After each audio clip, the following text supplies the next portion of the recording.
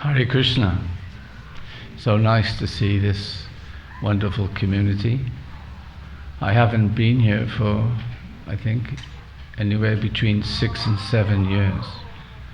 So to see it today, the temple room in all its glory, seeing the magnificence of Srila Prabhupada sitting there, and the beautiful deities, it's wonderful. Amagyana timarandasya gyana salakaya chakshusha militam yena tasme shigurave namah. Vanchakalpatarubhyascha kripa sindhu bhayevacha patitanam panavebhyo vaishnavebhyo namo namah. Hare Krishna. I met Srila Prabhupada in London at Bury Place Temple in 1971. And Srila Prabhupada, before he came to Bury Place, he was in Los Angeles Temple, and he had recovered from an illness. So he came from India, and he was at the LA Temple, and he was offering his obeisances to the deities, Rukmini Dwakadish. And then, when Srila Prabhupada got up from paying his obeisances, a conversation ensued between Srila Prabhupada and Dwakadish. And Dwakadish said to Srila Prabhupada, I want you to go back to India. Srila Prabhupada was very surprised because he had just returned from India.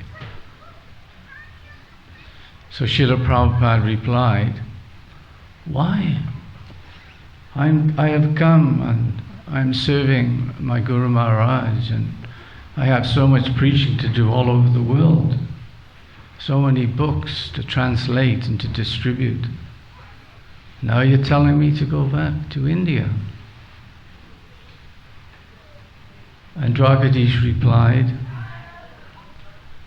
it's because you are going to build a temple in Vrindavan, which is many, many, many more times beautiful than the temple you're standing in today.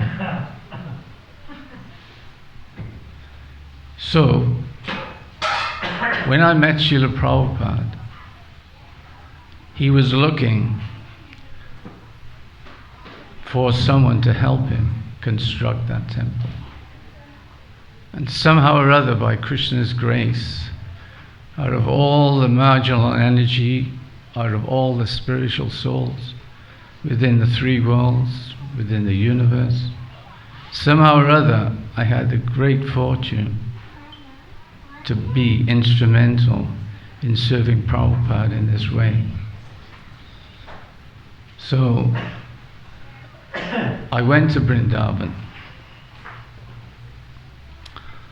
and I just want to fast forward because there's a very interesting experience that I had there.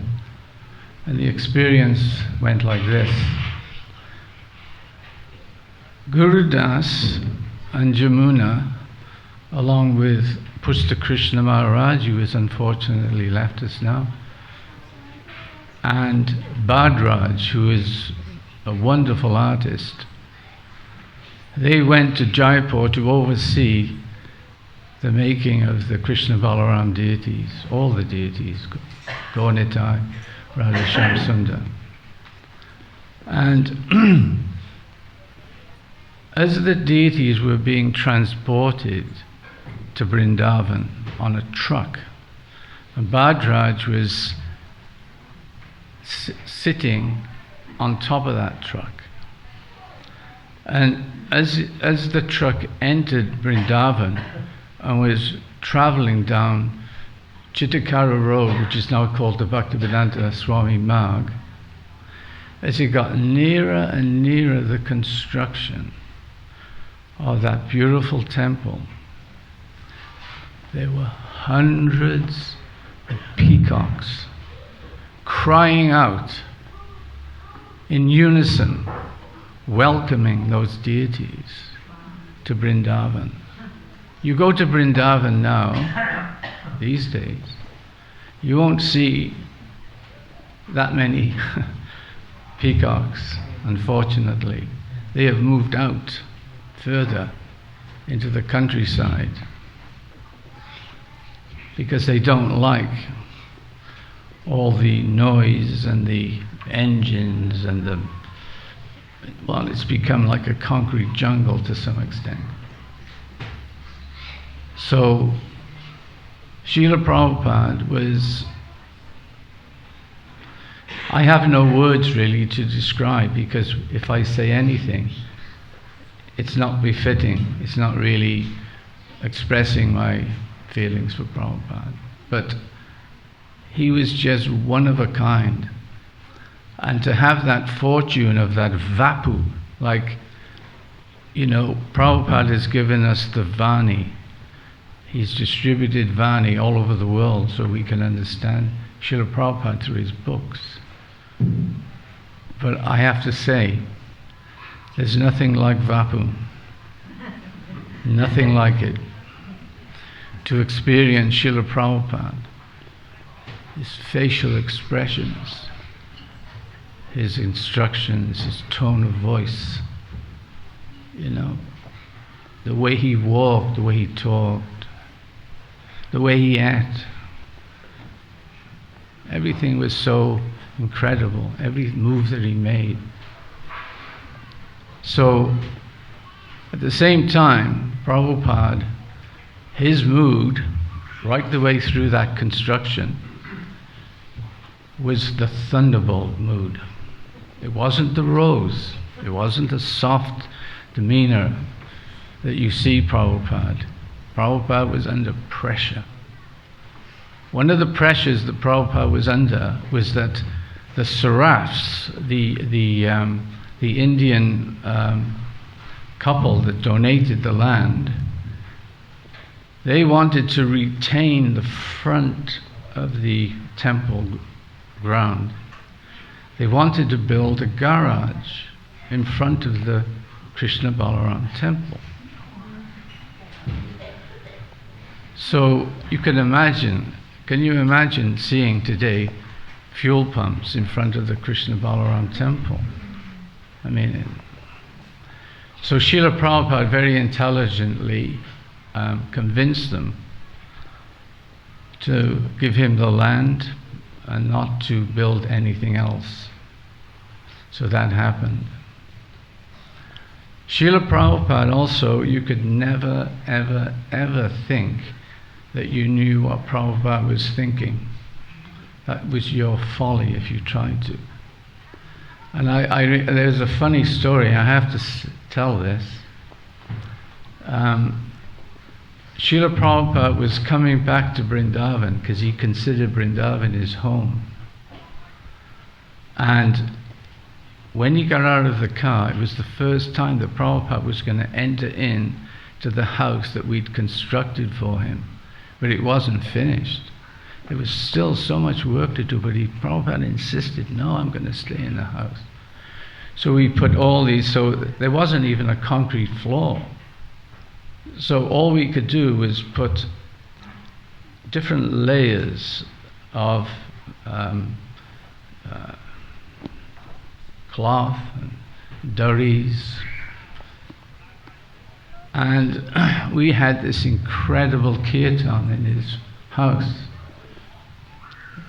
Prabhupada had this white fluffy cardigan. And it was a beautiful sunny morning. And Prabhupada got out of the car and he was shining. This hue, it's like a golden hue. And with the cardigan, that just seemed to increase. And he came in and we had kirtan. And that went on for about 20 minutes or so. And then Prabhupada said, okay. Then Prabhupada gave a short talk. And then Srila Prabhupada said, so you all go about your services now. And he says, before you go, clean up this mess that's on the floor. Because we'd been dancing and there was a lot of mud and dust and bits and pieces, All of a sudden, there's a devotee from London. His name was Charanarvindam. Very tall, blonde-headed. Sava, you know Charanarvindam, right? And he said to Prabhupada, Prabhupada, that's not dust and dirt. That's the dust from the lotus feet of the Vaishnavas. I thought, everyone was like closing their eyes. How's Prabhupada going to react with this one, right? Because I've seen a lot of reactions. Prabhupada said, just see. He's thinking it's the dust of the lotus feet of the Vaishnavas, and I'm thinking it's dirt, and just see how advanced he is. Incredible. I thought, my God, that's amazing. Anyway, he said, so before you leave, clean up this dirt and dust.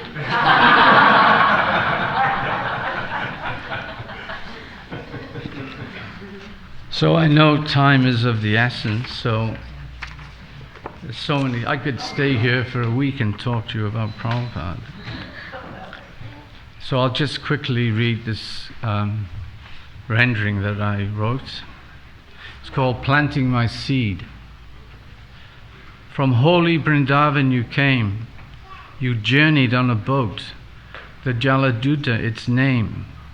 Its freight was you, your love, O Master, containers filled with boundless seeds.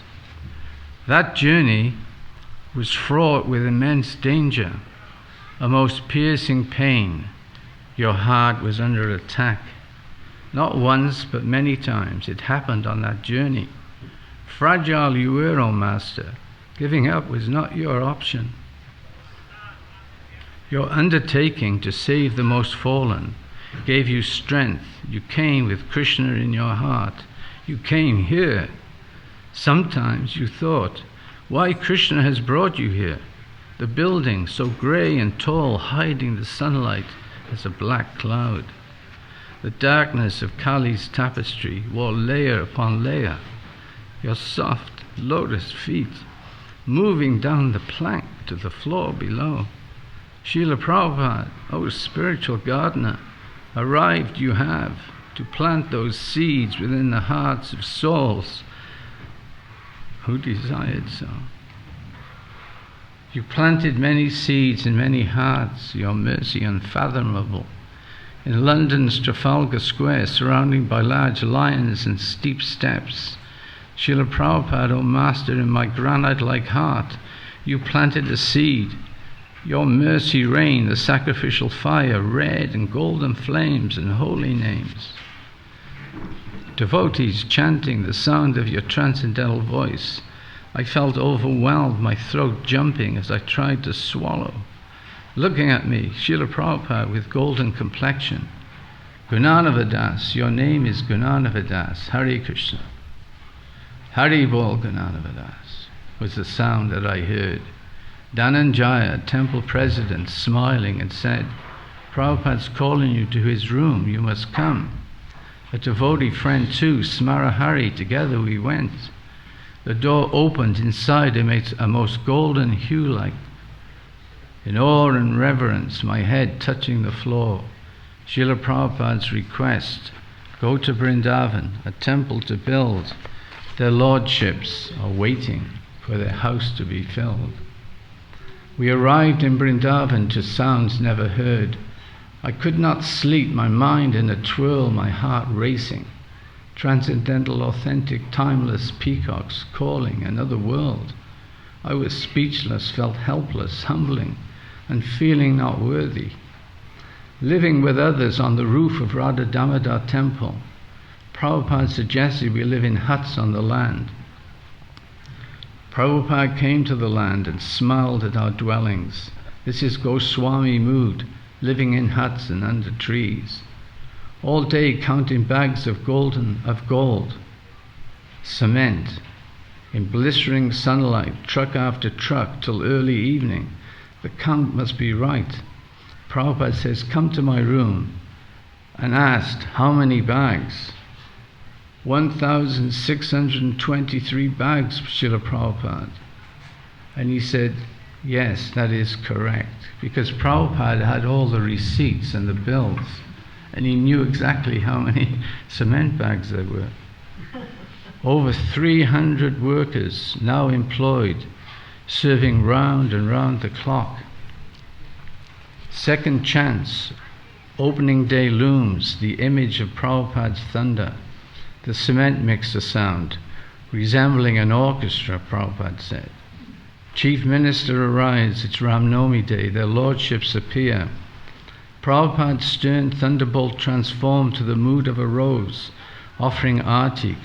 Prabhupada smiling, feeling most humble and proud. To the transcendental brothers, at last, this moment profound. Sri Sri Krishna Balaram ki jai. Sri Sri Srila Prabhupada ki jai. Hari Hari Bol. Thank you. Thank you, Gunarnava.